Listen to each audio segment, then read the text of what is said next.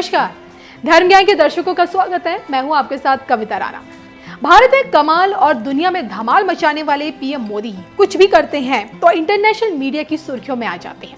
देश हित से जुड़े कितने ही ऐतिहासिक फैसले ले लें, विश्व पटल पर भारत की आन बान शान को बढ़ाएं, भारत के हर तबके को विकास से जोड़ने का कार्य करें, इन सब के बावजूद भी पीएम मोदी हर वक्त कट्टरपंथियों के निशाने पर रहते हैं। देश विरोधी ताकतें दुनिया के सामने उनकी मुस्लिम विरोधी छवि पेश करने की कोशिश करती है। जब बतौर मुख्यमंत्री गुजरात संभाले हुए थे तब उन पर गोधरा कांड के दाग लगे। कांग्रेस आलाकमान सोनिया गांधी तक ने उन्हें मौत का सौदागर करार दिया और आज जब बतौर प्रधानमंत्री देश की सत्ता संभाल रहे हैं तो उसमें भी देश का एक धड़ उन्हें मुस्लिम विरोधी बताने में जुटा रहता है। ताजा उदाहरण आप पैगंबर विवाद को ले लीजिए। पैगंबर मोहम्मद पर नूपुर शर्मा ने बयान क्या दिया, कार्रवाई के तौर पर उन्हें देखिए पार्टी से सस्पेंड भी कर दिया गया है। सोशल मीडिया में नूपुर शर्मा का माफीनामा भी मौजूद है। फिर भी इस मामले में मोदी सरकार को इस्लामिक देशों की नाराजगी झेलनी पड़ी। आग में घी डालने का काम करने वाले पाकिस्तान ने भी ये साबित करने की भरपूर कोशिश की कि मोदी सरकार में मुस्लिम समुदाय असुरक्षित है और जिस तरह देश भर में कट्टरपंथियों का हिंसक तांडव दिखा, उसकी आड़ में पीएम मोदी की छवि को मुस्लिम विरोधी दिखाया गया। लेकिन क्या आप जानते हैं, जो लोग पीएम मोदी को मुस्लिम विरोधी बताते हैं वो ये नहीं जानते कि पीएम मोदी एक मुसलमान के साथ ही पले बढ़े और इस बात का खुलासा खुद पीएम मोदी ने अपनी मां के जन्मदिन पर किया।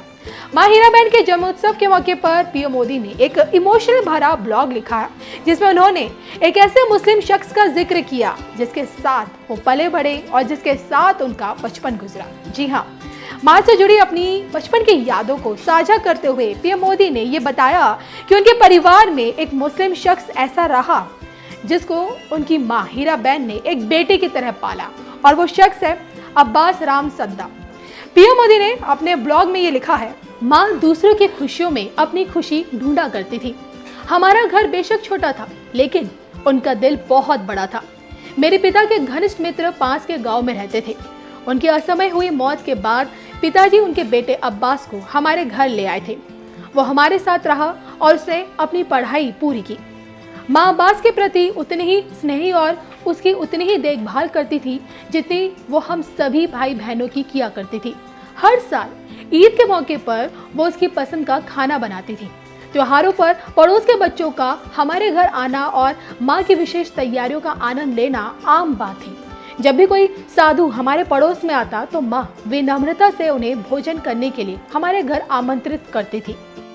तो अब्बास वो शख्स रहे हैं जिन्होंने पीएम मोदी के साथ अपना बचपन बिताया और आज वो कहाँ हैं, क्या कर रहे हैं, इसको लेकर पीएम मोदी के बड़े भाई सोमा भाई मोदी ये कहते हैं, वडनगर के बगल में रसूलपुर नाम का एक गांव है, सब मुसलमान लोगों का गांव है। वहाँ एक लड़का था अब्बास राम सद्दा।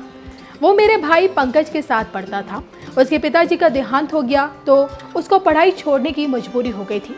मेरे पिताजी ने बोला, बेटा पढ़ाई नहीं छोड़नी है, मैं तुझे अपने घर रखूंगा और पढ़ाऊंगा।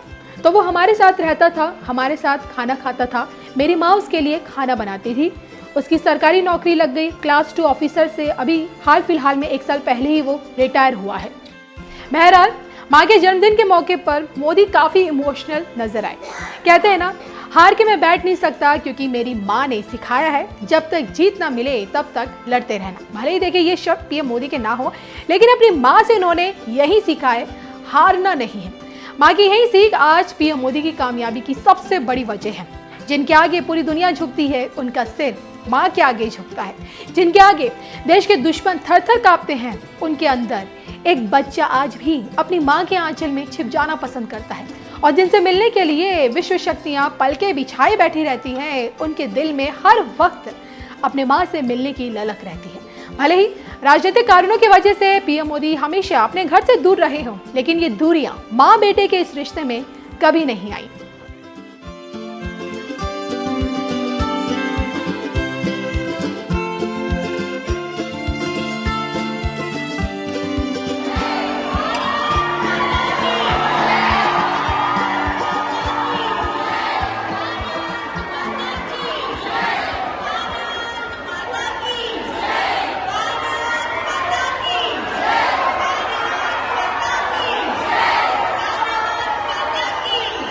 यहाँ लाखों की संख्या में माताएं बहनें हमें आशीर्वाद देने भी आई है। मैं गुजरात सरकार का, भूपेंद्र भाई का और भाजपा के प्रदेश अध्यक्ष सीआर पाटिल का विशेष रूप से आभार व्यक्त करना चाहता हूं, क्योंकि मुझे वे आप सबके बीच में से ले आए और वहां से प्रवेश किया और यहां पहुंचते पहुंचते 15-20 मिनट लग गए। गाड़ी में पैदल आता तो पता नहीं कितना समय चला जाता। इतना विशाल जनसागर। लेकिन मैं धन्यवाद इसलिए कर रहा हूं कि जब मैं सबके बीच से निकल रहा था तो मुझे आज उन सैकड़ों चेहरों को भी प्रणाम करने का मौका मिला जिनके साथ मुझे कई वर्षों तक काम करने का अवसर मिला था। कुछ तो ऐसे वरिष्ठ कार्यकर्ता मुझे दिखाई दिए जिनकी उंगली पकड़ करके मैं कभी चला था।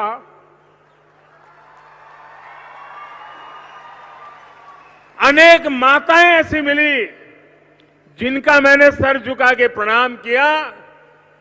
कभी न कभी उनके हाथ से मुझे रोटी खाने का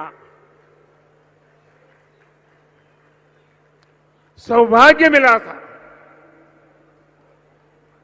आज मेरे लिए